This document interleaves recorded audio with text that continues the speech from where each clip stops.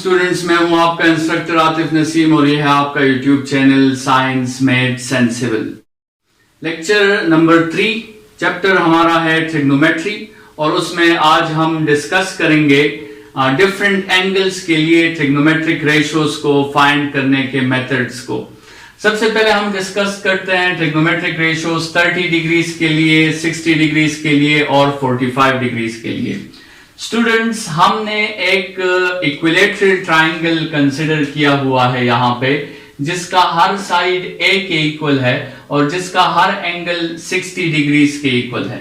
This is an equilateral triangle because the three sides of these triangles are equal and each angle is equal to 60 degrees.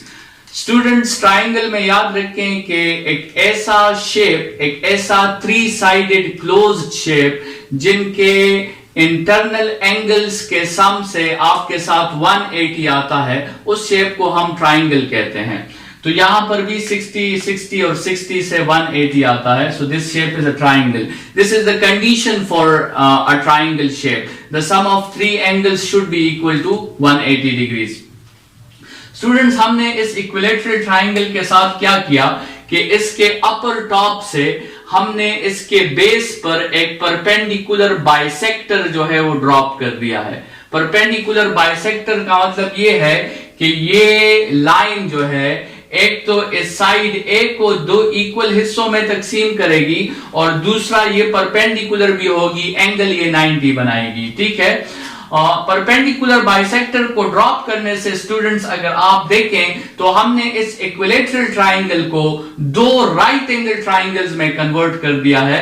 इनमें से कोई भी एक right angle triangle आप उठा लें। लेट्स सपोज ये राइट एंगल ट्राइंगल मैंने उठा लिया है, जिसका एक एंगल 60 है और दूसरा एंगल 30 है और तीसरा एंगल जिसका 90 है। स्टूडेंट्स, इस ट्राइंगल को आप यूज कर सकते हैं और आप 30 के लिए भी अपने ट्रिग्नोमेट्रिक रेशियोज फाइंड कर सकते हैं और 60 के लिए भी आप अपने ट्रिग्नोमेट्रिक रेशियोज फाइंड कर सकते हैं। लेकिन सबसे पहले हमें ये साइड फाइंड करनी होगी, ये परपेंडिकुलर जो है हमें फाइंड करना होगा, क्योंकि बेस तो यहां से हमें पता चल गया कि दिस इज a/2, हाइपोटेन्यूज तो हमारे साथ a है, लेकिन परपेंडिकुलर जो बाइसेक्टर हमने ड्रॉप किया है उसकी लेंथ हमने फाइंड नहीं की। और वो चूंकि ये ट्राइंगल एक राइट एंगल ट्राइंगल है तो हम पाइथागोरस थ्योरम की हेल्प ले सकते हैं। Perpendicular is equal to hypotenuse square minus base square under the root, तो hypotenuse square minus base square, तो a square minus a square by 4 आपके साथ आ जाएगा।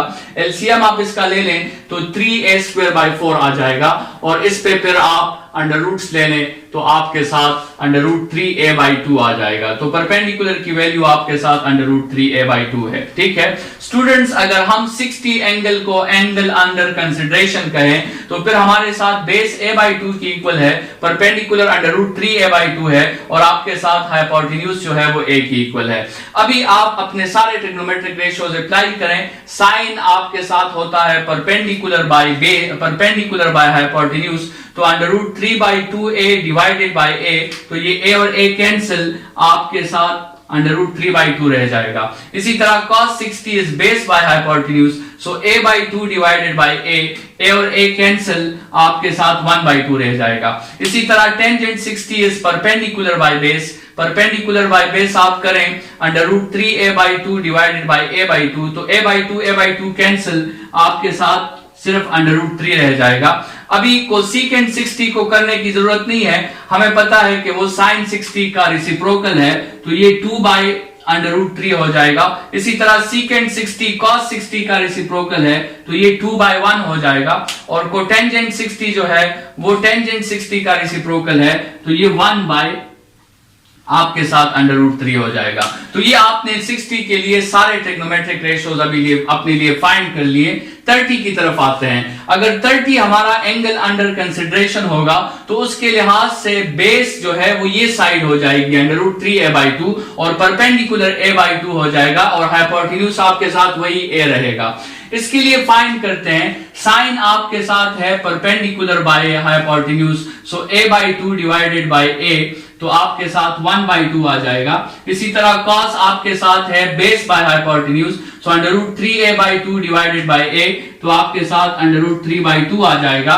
इसी तरह टेंजेंट 30 जो है it is perpendicular by base, so a/2 divided by √3a/2, a/2 cancel, आपके साथ 1/√3 रह जाएगा। कोसेकेंट 30 वो साइन 30 का ऑपोजिट है, तो 2 रिजल्ट आपको मिल जाएगा। सेकेंट 30 वो cos 30 का ऑपोजिट है, तो 2/√3 रिजल्ट आपको मिल जाएगा। और कोटेंजेंट 30 वो टेंजेंट 30 का ऑपोजिट है, तो आपको √3 मिल जाएगा। ये आपने 30 एंगल के लिए भी सारे ट्रिग्नोमेट्रिक रेशियोज फाइंड कर लिए। स्टूडेंट्स, पिछले लेक्चर में हमने कंप्लीमेंट्री रेशियोज की बात की थी, उसको जरा यहां पर वैलिडेट करते हैं। देखिए साइन 60 की वैल्यू देखें और cos 30 की वैल्यू देखें, दोनों बिल्कुल सेम है। इसके अलावा cos 60 की वैल्यू देखें और sin 30 की वैल्यू देखें, दोनों 1/2 है। इसी तरह टेंजेंट 60 और कोटेंजेंट 30 की वैल्यू देखें, दोनों ठीक है, दोनों आपस में इक्वल है। तो वो एंगल्स जिनका सम 90 होता है, वो दोनों एंगल्स पे आप कंप्लीमेंट्री रेशियोज के फॉर्मूलाज अप्लाई कर सकते हैं, जो हमने पिछले लेक्चर में डिस्कस किया। स्टूडेंट्स, 45 एंगल को के ट्रिग्नोमेट्रिक रेशियोज को फाइंड करने के लिए हमने एक ट्राइंगल कंसिडर किया है, जो राइट एंगल ट्राइंगल भी है और साथ में आइसोसेलेस ट्राइंगल भी है। ये एक ही पॉसिबिलिटी बनती है कि जिसका एक एंगल 90 हो और अपोजिट उसके दोनों एंगल्स आपस में इक्वल हो, 45 और 45, तो ये राइट एंगल ट्राइंगल भी होगा और आइसोसेलेस ट्राइंगल भी होगा। आइसोसेलेस ट्राइंगल का मतलब इनके दोनों opposite sides to the equal angles वो इक्वल होंगे। दोनों को मैंने a और a का नाम दे दिया है, लेकिन मुझे पता नहीं है कि हाइपोटेन्यूज कितना है, तो मैं पाइथागोरस थ्योरम यूज करके हाइपोटेन्यूज फाइंड कर सकता हूं under the root base square plus perpendicular square. तो a square plus a square से मेरे साथ 2a स्क्वायर आ जाएगा और मेरे साथ जो वैल्यू होगी वो अंडर रूट 2a की इक्वल हो जाएगी। तो 45 डिग्रीज के मुताबिक यहां पर बेस की वैल्यू मेरे साथ a है, परपेंडिकुलर की वैल्यू मेरे साथ a है और हाइपोटेन्यूज की वैल्यू अंडर रूट 2a है। Sin 45, sin is perpendicular by hypotenuse, so a by under root 2a, so इससे आपको 1/√2 मिल जाएगा। Cos 45 base by hypotenuse, तो फिर a by under root 2a, फिर आपको 1/√2 मिल जाएगा। Tangent 45 is perpendicular by base, तो a by a आपको 1 आंसर मिल गया। Cosecant 45 वो sin 45 का रिसिप्रोकल है, तो √2। secant 45 वो cos का रिसिप्रोकल है, तो इससे भी √2।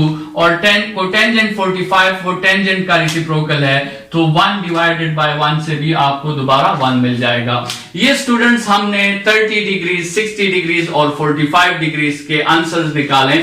ये उनके एग्जैक्ट आंसर्स हैं और ये आपको याद रखने हैं स्टूडेंट्स हमेशा के लिए, ताकि ये फिर आप अपने वैल्यूज में यूज कर सके। अगर आप कैलकुलेटर से ये आंसर्स फाइंड करेंगे तो कुछ कैलकुलेटर्स आपको एग्जैक्ट आंसर्स नहीं देते हैं, पॉइंट्स में आंसर्स देते हैं, जिनमें आपके आंसर में थोड़ा सा एरर मौजूद होता है, क्योंकि उन वैल्यूज को हमेशा आप राउंड ऑफ या ट्रंकेट करते हैं, जिसकी वजह से एरर्स डेवलप हो जाते हैं। स्टूडेंट्स, यही ट्रिग्नोमेट्रिक रेशियोज जो हमने 30, 60 और 45 के लिए फाइंड किए, ये हम 0, 90, 180, 270 और 360 के लिए भी फाइंड कर सकते हैं। उसमें हम हेल्प लेते हैं एक यूनिट सर्कल का। स्टूडेंट्स, यूनिट सर्कल क्या होता है? यूनिट सर्कल वो सर्कल होता है जिसका रेडियस 1 के इक्वल हो, ठीक है। और यूनिट सर्कल में हम एक टर्मिनल रे ड्रॉ कर लेते हैं जो यूनिट सर्कल में रोटेट होता है, और उस टर्मिनल रे का जो एंगल होता है पॉजिटिव एक्स एक्सिस के साथ, हम उस एंगल के लिए ट्रिग्नोमेट्रिक रेशियोज फाइंड करते हैं। तो यहां पे आपको ये यूनिट सर्कल गिवन है, इसका सेंटर जो है वो ओरिजिन पे है 0, 0 और इसका जो रेडियस है, इसका रेडियस 1 के इक्वल है। तो अगर इसका रेडियस 1 के इक्वल है तो आपको 4 एक्सट्रीम पॉइंट्स का तो ऑटोमेटिकली पता चल जाना चाहिए कि ये पॉइंट इसका 10 होगा, ये पॉइंट 01 होगा, ये पॉइंट -10 होगा और ये पॉइंट आपके साथ 0 -1 होगा। स्टूडेंट्स इसमें इस x कोऑर्डिनेट को, ये जितने भी पॉइंट्स हैं इसमें x कोऑर्डिनेट को हम बेस का नाम देंगे और y कोऑर्डिनेट को हम परपेंडिकुलर का नाम देंगे और जो टर्मिनल रे हमारा होगा, जो रेडियस हमारा होगा, उसको हम हाइपोटेन्यूज का नाम देंगे। तो सबसे पहले कैलकुलेशन करते हैं 0 डिग्रीज की। 0 डिग्रीज हमने यूनिट सर्कल ड्रॉ कर लिया है और ये स्टूडेंट्स हमारा टर्मिनल रे है जो बिल्कुल एक्स एक्सिस को पैरेलल है, मतलब आपके साथ ये कोई एंगल नहीं बना रहा या 0 एंगल बना रहा है। स्टूडेंट्स इसमें बेस की वैल्यू 1 है, परपेंडिकुलर की वैल्यू 0 है क्योंकि इसने राइज कवर नहीं किया और हाइपोटेन्यूज की वैल्यू भी 1 है। इन वैल्यूज को यूज करते हुए आप अपने लिए 6 ट्रिग्नोमेट्रिक रेशियोज फाइंड कर सकते हैं। केस नंबर 2 देखिए, 90 के केस में हमारा टर्मिनल रे जो है वो यहां आ गया है, ठीक है, इस पॉइंट पर, और इस पॉइंट के कोऑर्डिनेट्स हैं आपके साथ 0 1, मतलब आपके साथ बेस की वैल्यू 0 हो गई है और परपेंडिकुलर की वैल्यू 1 हो गई है और हाइपोटेन्यूज की वैल्यू वो 1 ही रहेगी, ठीक है, क्योंकि hypotenuse is base square plus perpendicular square, आप उससे फाइंड कर लें। इन 3 वैल्यूज को यूज करते हुए आप अपने लिए कोई भी ट्रिग्नोमेट्रिक रेशियो फाइंड कर सकते हैं। स्टूडेंट्स 180 का केस देखें, आपके साथ टर्मिनल रे ये यहां पे आ गई है और ये एंगल 180 है और ये टर्मिनल रे जिस पॉइंट के साथ इंटरसेक्ट कर रही है वो पॉइंट आपके साथ है -1, 0, तो मतलब बेस की वैल्यू -1 हो गई, परपेंडिकुलर की वैल्यू 0 हो गई और हाइपोटेन्यूज की वैल्यू 1 ही रहेगी। इन 3 वैल्यूज को यूज करते हुए आप अपने लिए कोई भी ट्रिग्नोमेट्रिक रेशियो फाइंड कर सकते हैं। स्टूडेंट्स 270 का केस देखे, आपके साथ टर्मिनल रे ये आ गया है और ये पूरा एंगल आपके साथ 270 है।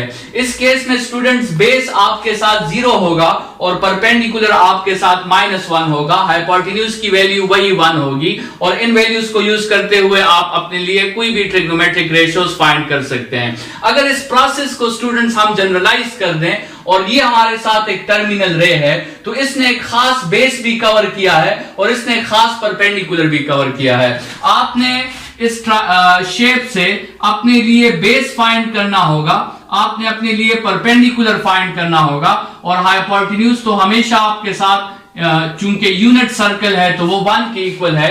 ये तीनों वैल्यूज आप अपने लिए फाइंड कर लें तो फिर आप किसी भी एंगल थीटा के लिए अपने लिए ट्रिग्नोमेट्रिक रेशियोज जो हैं वो फाइंड आउट कर सकते हैं। तो स्टूडेंट्स इस लेक्चर में हमने मुख्तलिफ एंगल्स के लिए ट्रिग्नोमेट्रिक रेशियोज को फाइंड करने के मेथड्स पढ़े। नेक्स्ट लेक्चर में आगे बढ़ेंगे। इस लेक्चर के लिए इतना ही। Thank you students.